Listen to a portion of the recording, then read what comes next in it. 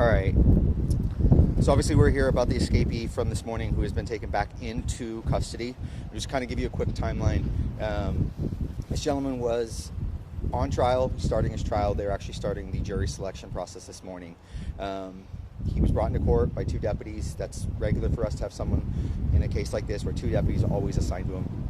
The restraints, such as the handcuffs and any leg irons, those were removed by Oregon law. When someone's in a trial, any kind of the proceedings that go along with this, including jury selection, Oregon law requires us to remove those restraints. So we did follow that, obviously. At about 11 o'clock, he ended up, let's see here, at 11:14, he came back, he had used the restroom. They removed the leg restraints again from him, and that's when he bolted out of the courtroom. The courtroom was on the first floor, so he was able to get out the front door and take off running. Our deputies were able to chase him, or at least see the direction that he went, the response was very large from Hillsborough Police and from the Sheriff's Office. Multiple deputies from the Sheriff's Office, Hillsborough Police, detectives from both agencies were all involved in this. We ended up taking the gentleman in custody about an hour ago. He was hiding in an unoccupied apartment that he forced entry into. He did not belong there. He had no reason to be inside there. He was actually hiding inside of a hallway. He was taken into custody without incident, and he's already lodged back in our jail. He is facing new charges now, which are the escape in the second degree, and then also he's going to have a burglary charge for breaking into that apartment that he was hiding in.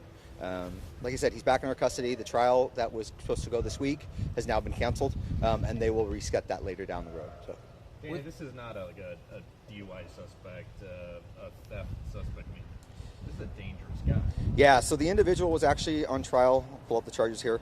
Murder in the second degree, unlawful use of a weapon, 2 counts of burglary in the first degree, felony and misdemeanor elude. The difference is on vehicle and on foot, so there's both of those. Reckless driving and reckless endangering. Those are the charges that he was facing in his current trial. And like I said, he'll have new charges from the incident that stem from today's escape. Clearly a guy you wanted to get, though. Absolutely. I mean, any escape is taken very seriously in our eyes. Court security takes it extremely seriously, as do we. Anyone who escapes our custody, our number 1 priority is getting them back. So, obviously, yes, with the murder in second degree charge, it brings a little bit more apprehension toward the community. That's why we're happy to be able to bring him back into custody. How did he get away from deputies in the first place? So he is assigned, 2 deputies are assigned to him. The deputies don't stand next to him during a trial. As you can imagine, that would probably maybe a little intimidating. It's not how this works. He was able to run by him. And were there any other deputies in the courthouse? Yes, there's multiple deputies throughout the courthouse, our court security team, but they're also assigned different trials as well. They may have a different adult in custody that's with them. The security at the front is not actually the Sheriff's Office. That's a different entity that runs that. So they weren't made aware right away when this individual ran.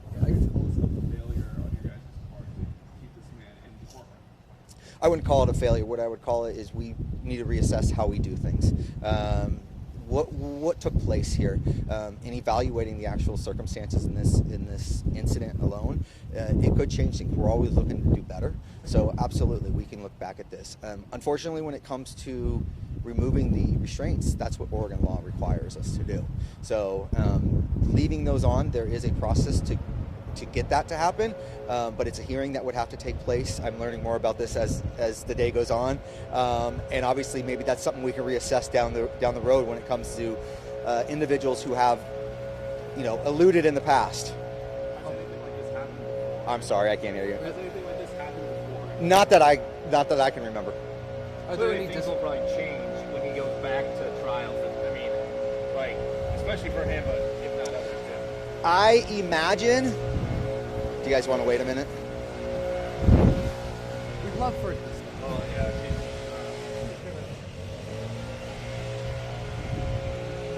She's going away. Okay.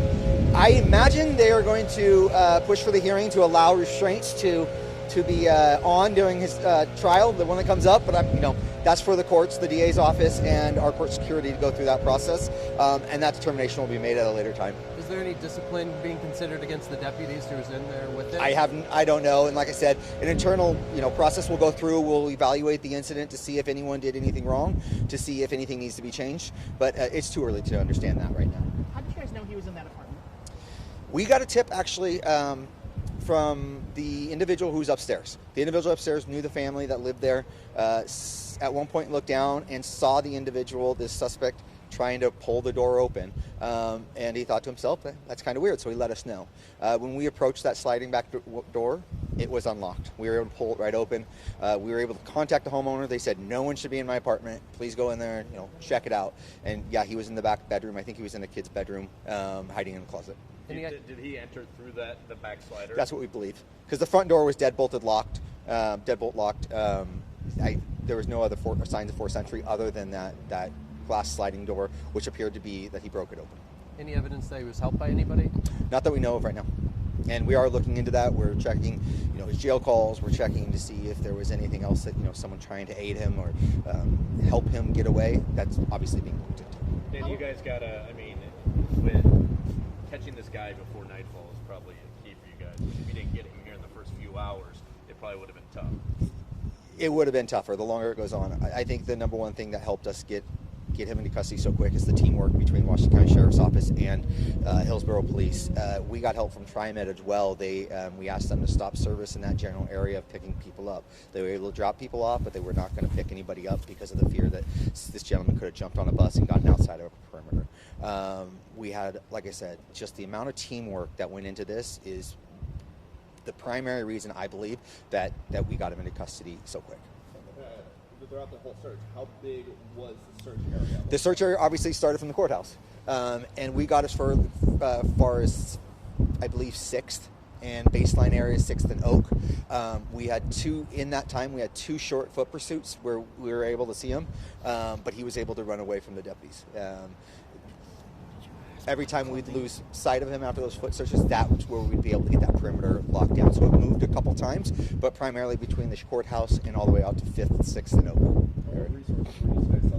Canines, drones, Canines, drones, patrols. There was a lot of undercover detectives out there in unmarked cars looking, just doing the same thing that we were doing, just in uniform. So that's the resources that we had out there right now. We didn't have any of our TAC units out there or anything like that. Had the night gone on, who knows what else we would have brought out. We were looking to try to get our plane up as well. But in a situation like this, the drones are probably our best weapon when it comes to locating individuals who are hiding. Anything else? Did he shed his shoes or clothes or anything? Yeah, he left his shoes in the courthouse. So he did leave some clothes at one point. He tried to take them off in an alley, I think around 3rd Street, but I don't know exactly how much clothing he had. When we took him into custody, he had his court pants on and a tie-dye T-shirt. I don't know where he got that from, whether he took it from the house or he got it somewhere along the time he was running. Dan, is this a situation where he escapes? Does somebody notify victims' families right away? The detective who was lead in the case was actively involved in this, so I know he was in communication, but his mother was involved in this case, so his intimate family stems from the original charges, so they were very well aware. Was there any of that family in the court? His mother was, I believe. All right. Anything else?